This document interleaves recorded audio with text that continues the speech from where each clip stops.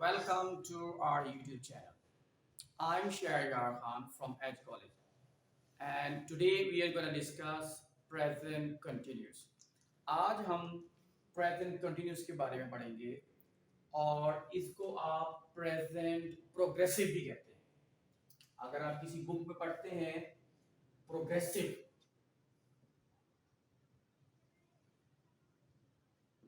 अगर आप पढ़ते हैं present progressive tense, तो इसके मतलब यही है कि present continuous tense।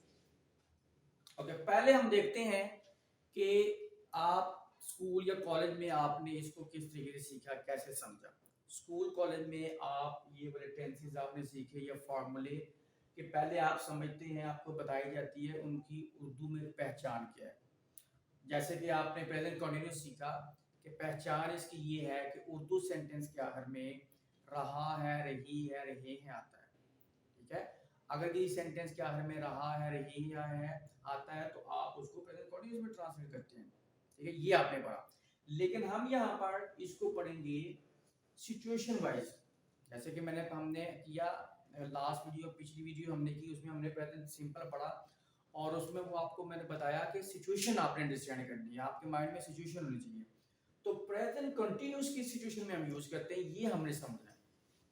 तो पहला आपने स्टेप ये है, सिचुएशन समझनी है कि हमने क्या बात करनी है, अगर लिखनी है तो क्या बात लिखनी है, और फिर आपने ये समझना है कि इंग्लिश में हमने उसको कैसे बताना है। और इंग्लिश में जो आपने बताना है उसके लिए आप यूज करते हैं स्ट्रक्चर फॉर्मूला, इसको आप उर्दू में लिखते थे बनाने का तरीका। तो आइए कि अब हम जो है डिस्कस करते हैं सिचुएशन के। अच्छा, सिचुएशन इसमें ये है कि we use present continuous. Present continuous tense को हम यूज करते हैं कब? फॉर एन एक्टिविटी, एक ऐसे काम के लिए, इसके लिए एक ऐसे काम के लिए दैट इज हैपनिंग, जो कि हो रहा है, जो काम हो रहा है, और that's in progress, in progress जो जारी है। कब? At the time of speaking, बोलते वक्त। At the time of speaking, बोलते वक्त, जब आप बोल रहे हैं तो उस वक्त वो काम भी साथ हो रहा है। At the time of speaking mean now, यानी अब इस वक्त वो काम जारी है, हो रहा है, तो उसे आपने जब बताना है या लिखना है तो प्रेजेंट कंटिन्यूअस में करना है। अब क्या है कि जब आप उस एक्टिविटी के बारे में बताओगे जो कि अभी हो रही है, तो उर्दू में जब आप बताएंगे तो उसमें मेजॉरिटी सेंटेंसेस जो है उनमें क्या आएगा? एंड पे रहा है ही आता है। फॉर एग्जांपल आप कह रहे कि मैं क्लास पढ़ रहा हूँ, मैं खाना खा रहा हूँ, तो आप जब खाना खा रहे हैं, इस वक्त खाना खा रहे हैं, तभी आप बोलेंगे मैं खाना खा रहा हूँ। मैं टीवी देख रहा हूँ, आप इस वक्त टीवी देख रहे हैं तो तभी आप बोलेंगे मैं टीवी देख रहा हूँ, ये आ रहा है। लेकिन हर सेंटेंस में जरूरी नहीं है कि रहा है, रही है, आए। तो जब आप वहां तक अपने आप को महदूद रखेंगे कि उर्दू पहचान को आप माइंड में रखेंगे, और उससे हट के जब सेंटेंस आएगा तो फिर आपके लिए प्रॉब्लम होगी। फॉर एग्जाम्पल मैं आपको एग्जाम्पल देता हूँ कि मैं आपसे पूछता हूँ जी अहमद कहाँ पर है, आप कहते हैं कि अहमद लैब में बैठा हुआ है। अब बैठा हुआ है, इस सेंटेंस में आप देखते हैं तो एंड पे रहा है, रही है नहीं आ रहा, लेकिन सिचुएशन यही वाली है। कैसे? कि इस सिचुएशन के मुताबिक जो काम है वो हो रहा है, जारी है। कब? अभी, बोलते वक्त, नाउ। तो अहमद, जब मुझे बताया जा रहा है कि जब ये सेंटेंस बोला जाता है कि अहमद लैब में बैठा हुआ है, तो इस वक्त क्या है? इस वक्त जब ये बोला जा रहा है सेंटेंस, इस वक्त वो वहां पे बैठा हुआ है और वो ये वाला काम बैठने का जारी है। काम इस वक्त जारी है, वो बैठा हुआ है, अभी बैठा हुआ है, काम जारी है। तो क्या हुआ? फिर आप इसको प्रेजेंट कंटीन्यूअस में ट्रांसलेट करेंगे, प्रेजेंट कंटीन्यूअस में बताएंगे कि इस वक्त ये काम हो रहा है, नहीं आ रहा, फिर भी आपने उसको बताना है, क्योंकि सिचुएशन ये फॉलो हो रही है। ये वाली सिचुएशन है कि काम अभी इस वक्त हो रहा है, काम जारी है, बोलते वक्त हुआ है, अब हो रहा है, प्रोग्रेस में है। या आप कहते हो जी कि वो अहमद सोया हुआ है, अहमद इस वक्त सोया हुआ है, काम इस वक्त जारी है, काम हैपनिंग में है, हो रहा है, और आप देख रहे हैं कि इसमें ये नहीं आ रहा कि रहा है, नहीं आ रहा, अहमद सोया हुआ है। लेकिन आप करेंगे प्रेजेंट कंटिन्यूअस टेंस, क्यों? कि सिचुएशन यही है।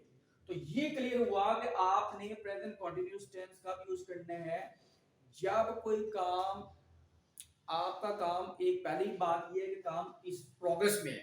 कब प्रोग्रेस में? इस वक्त जब आप बोल रहे हैं, ठीक है। अब सेकंड स्टेप आ जाता है, ये आपको क्लियर हो गया कि आपने प्रेजेंट कंटिन्यूअस यूज कब करना है, क्योंकि जब तक आपको ये नहीं पता तो फिर आपको प्रॉब्लम होती है लिखते हुए भी बोलते हुए।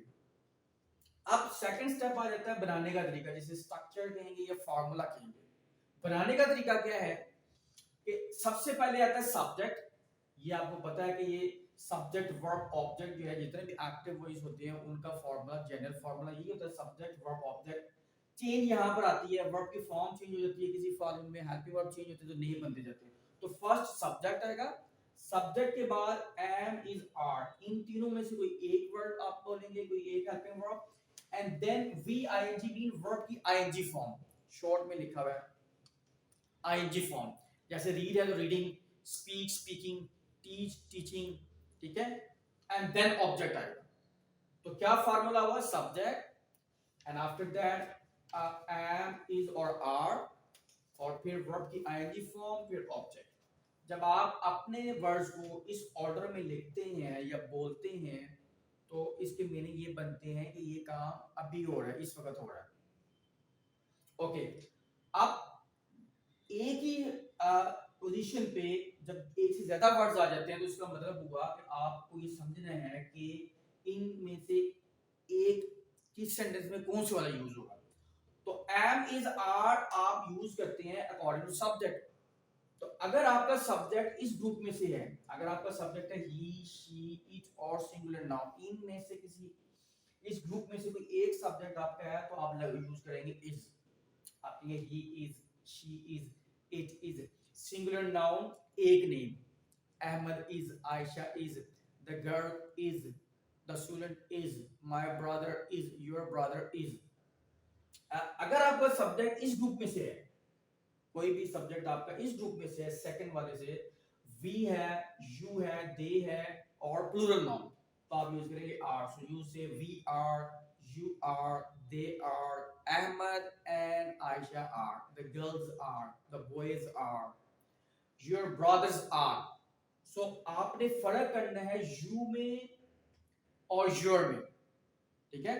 you आप देख रहे हैं you यहाँ पर आ रहा है, you are है, लेकिन your जब आ रहा है तो आपने देखना है कि उसको verb, उसके बाद ऑब्जेक्ट कौन सा आ रहा है। अगर ऑब्जेक्ट सिंगुलर है, सिंगुलर नाउन है, तो फिर ये आएगा your brother is, और अगर सब्जेक्ट प्लूरल है तो आप कहेंगे योर ब्रदर्स आर। और फिर एक वर्ड जो एम है, ये किस सब्जेक्ट के लिए आता है? ये आता है आई के लिए, तो आप कहते हैं आई एम। तो ये क्लियर हुआ फार्मूला कि अगर आपका सब्जेक्ट आई है तो आप एम यूज करेंगे, I am.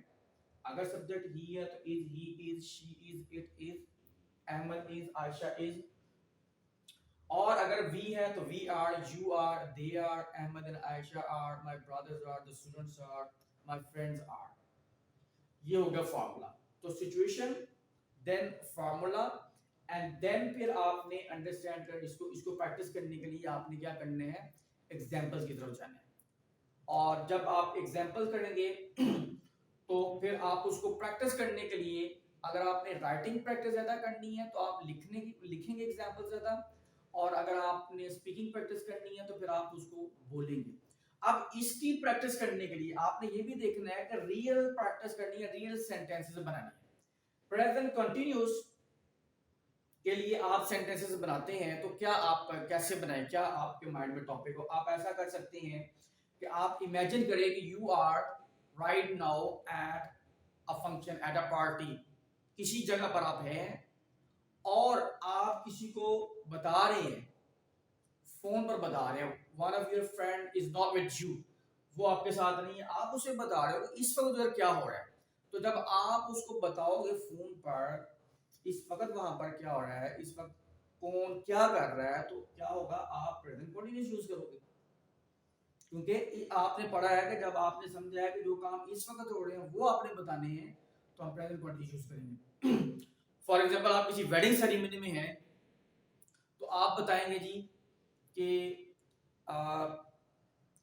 Boys are singing, boys जो है वो गाना गा रहे हैं, ठीक है, the girls are dancing, girls dance कर रही हैं, some people are sitting quietly, कुछ लोग खामोशी से बैठे हुए हैं। तो इस वक्त आप जो भी देख रहे हैं वो आप बताए जा रहे हैं, ठीक है। बाकी जो एग्जाम्पल है आप करते नहीं, मैं खाना खा रहा हूँ, मैं टीवी देख रहा हूँ, मैं चाय पी रहा हूँ, वो आपकी इसी में जो है वो आ रही है, और वो तब आप ये सेंटेंस बोलते हैं जब ये काम आप कर रहे होते हैं। अगली वीडियो में फिर हम इनको समझेंगे कि क्वेश्चनिंग कैसे बनानी है, क्वेश्चन कैसे आपने बनाने हैं, उनके आंसर कैसे देने हैं। पहले हम समझेंगे कि इसके यस नो क्वेश्चन कैसे पूछे जाने हैं, फिर हम इंफॉर्मेशन क्वेश्चन की तरफ जाएंगे। तो आज की वीडियो में हमने पढ़ा कि प्रेजेंट कंटिन्यूअस क्या होता है, क्या किस सिचुएशन के लिए यूज करते हैं, और क्या इसका फॉर्मूला है। उम्मीद करता हूं कि आपको ये समझ में आई होगी और आप इसको अच्छे तरीके से अंडरस्टैंड करेंगे। अंडरस्टैंड करने के बाद आप इसकी प्रैक्टिस करेंगे। Thank you very much.